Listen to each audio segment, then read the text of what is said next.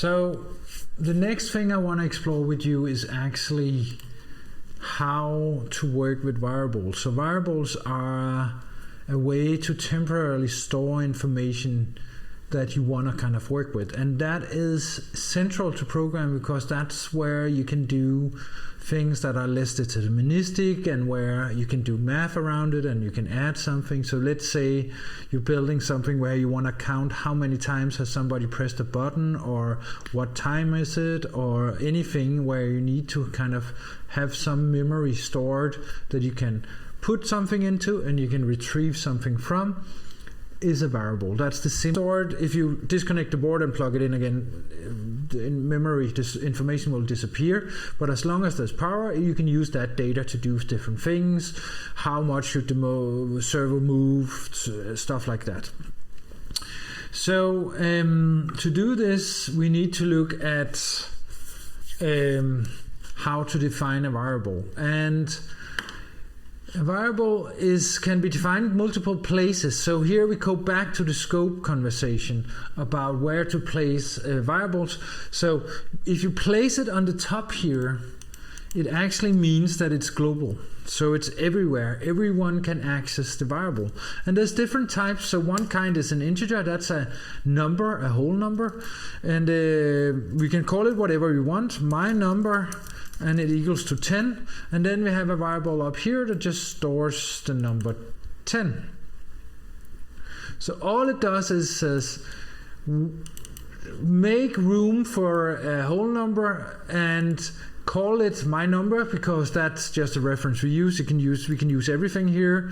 It could be Peter or dog or house or whatever we will.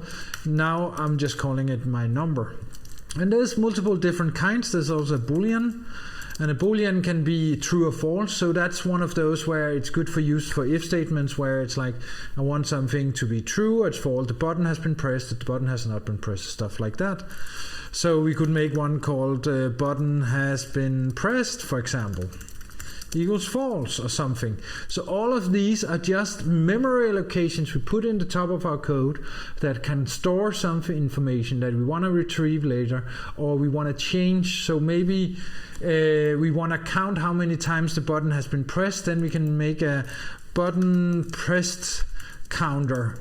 And maybe when we start the program we want it to be 0, and then when we run the program, then every time we press the button we want this to increment with 1.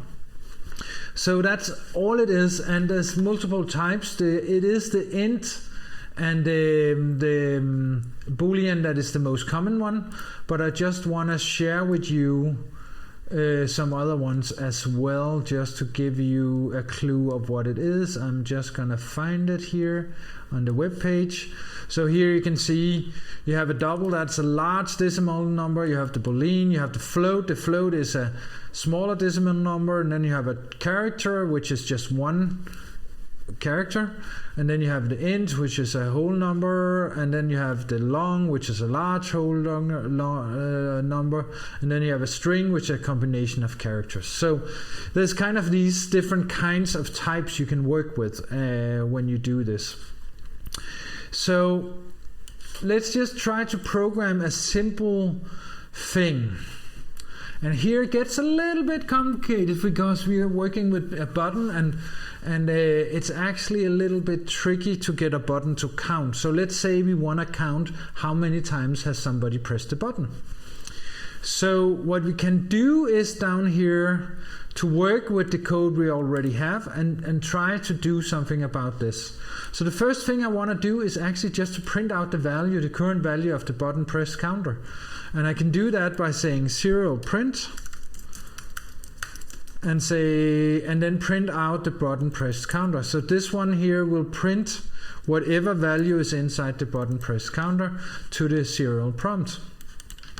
So when I run it now, it's gonna say, what is it gonna say? It's gonna say hello, and then it says button is not pressed because I'm not pressing the button. If I was pressing the button, then it would say button is pressed, and then it says 0 all the time, 0 0 0 0, and that 0 is from this button press counter. So if I change this to some large number, not too big, because then it will be too big for an integer, then we have to use a long. Then it will tell me that number instead.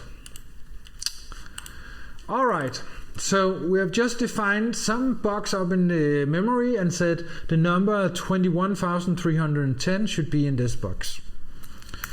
And then we can manipulate it. Now I'm returning it to having 0 instead, because that's why we want to start. We want to start with 0. But now we can start manipulating this every time we press the button. And we can do that by adding it here and say, I want to increment this by 1 every time I press the button. However, there is a problem here. And you're going to see that when we run it. And this is where it actually gets convoluted or complex. So this example here actually incorporates quite a lot of few things to it. But let's just do this. So right now you can see the button is not pressed and it says 0. As soon as I press the button, I'm not going to switch to the video, I'm just going to press it, so you're going to trust me.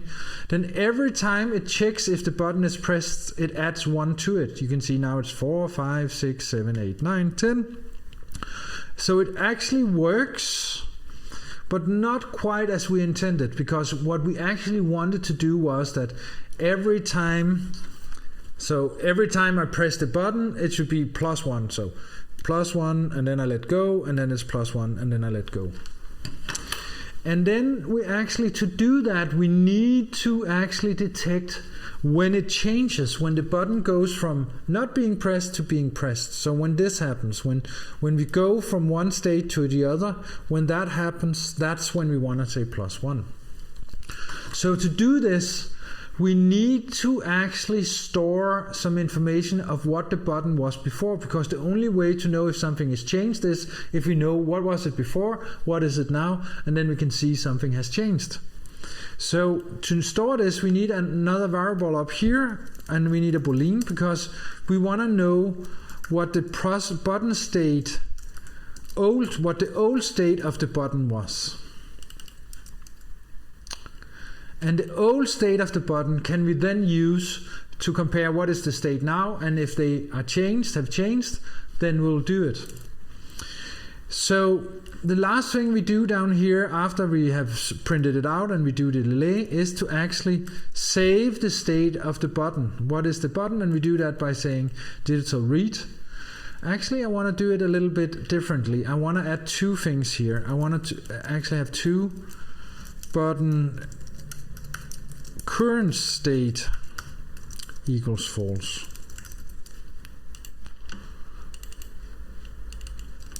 Because then I can use that down here. But before I do that, I want button current state to be read in the top. So I read the current state of the button here by saying digital read. And then I take that and I compare that to 0. If it's 0, it's pressed down. And then I say button is pressed. And down here, where I have the button state old, I set that one to the button current state. So what I'm doing here is actually having 2 variables here who's detecting what is the current state of the button and what is the old state of the button. And the old state of the button is just the current state that I save in the old state when I'm at the end of the code, at the end of the loop. So right now nothing has changed. I'm just storing the button old state, but now I can actually make a structure where I check whether or not something has changed. And I can do that by making another if statement here, and I can then nest everything in here inside that one. So now you see that I'm actually nesting it. So I just need to find the command like that. So I'm saying something if here, I haven't defined what I'm checking yet, should run this when there is a change to the button. And all I have to do here is then to say button current state, if that is unequal to button state old, then I want to do something. So a lot of concepts are kind of meshing together here, and this is where it gets super convoluted, and I understand if this is a lot. So first of all, what we're doing is we have these variables we can save up in the top here, and then we're combining these things into a structure that will actually make our counter count plus 1. Let's see if it works. So I need this one here. So right now button is not pressed. See, now there's no, it's not saying button is not pressed, because it only does that when I change the state. So when I press it down, it says button is pressed, and it stays with 1, only 1, 1, 1, 1, 1. And when I let go, it says button is not pressed. So now we have a situation where button is pressed down, and when I let go, it says button is not pressed, and then every time I press it down, it adds 1 to it, but only when I press it down. So when I press it down, it actually adds 1 to it. And now I actually have a system where I can start adding numbers, as you know, every time I press down, I add another number to it. And the numbers are then stored as variables up here in the button press counter. So this is where programming gets interesting. So syntax is easy to understand. What is really hard to understand is actually how you mash that together in groups and combine that into kind of a somewhat entangled structure that does what you want it to do. So I think it's important to go through this a couple of times just to tell you what's going on here. First of all, I want to say, notice that there's a single equal sign here, and there's 2 here. So when you compare something, you use 2 equal signs. When you set something, that means you store something in a memory region, you use 1 equal sign. So let's go through it. So the first thing that happens is we define these guys up here in the top. And then we go down here in setup and we initiate the serial prompt. That was the first thing we were doing. Then we set the bin mode to input for the button, or button 4 or pin 4. And then we say print hello, which is just printing hello in the prompt. And then we jump down to loop, and loop is where everything happens. So in loop, the first thing we do is we read the value of the button. So it reads whether or not this one is pressed down or not. That is stored in the current state. Then we do an if statement saying if the current state is unequal to what the state used to be, then we want to do something in here. We want to run these if statements in here. If there's nothing has changed, so this is the case now, I'm not touching it, nothing has changed, then this is ignored completely, because this is in the scope of this is if statement here. As long as this hasn't changed, then this will not do anything. This will not run. But in the second I press it down here and press the button, the current state has changed, because digital read and the current state is the same thing, because we stored here. So it has changed. And that means this one is unequal to whatever the state was before that. So in here, just means it goes past this if statement when I press it down and when I let it go. Both scenarios it reacts to it. If the button state is equal to 0, which was what was pressed down, then I write to the serial prompt, I write button is pressed, and then I add 1 to our button press counter. And the way that happens is I say, I read whatever is in the memory of the button press counter. That may be 10, and then I add 1 to it, then I have 11, and then I say whatever is on this side, which is 11, the math is 11 if it was 10 up there, put that into this memory area. So change this up here to be 11. So this number up here is only for startup. It's the initial value when you start up the code. If I let go of the button, so here I press it down and then I let it go, then something has still changed, but it's not the button state is equal to 0, then button state is equal to 1, and then it's just writes button is not pressed out on the screen out here to inform me that I have let go of the button. That's it. Alright, so that's what these does. Then we have this guy here who is sending out every second. It's just informing me what is the value, what is the value, what is the value, what is the value. If I wanted to, I could actually move this inside here in this scope here, and then I would only print out what the value of the button press counter is when there is a change between them. Finally, we have here where we store the old state, and the old state is the current state at the end of the loop, because when we start over the loop, this one is going to change to something else, and then this one is then the old state. And then we have the delay of 1,000, which is just there to make sure that it doesn't run amok. We can lower it to something else, but if we do this, there's no information here until I press the button, and then button is pressed, button is not pressed, button is pressed, button is not pressed. Now it's only when I do this.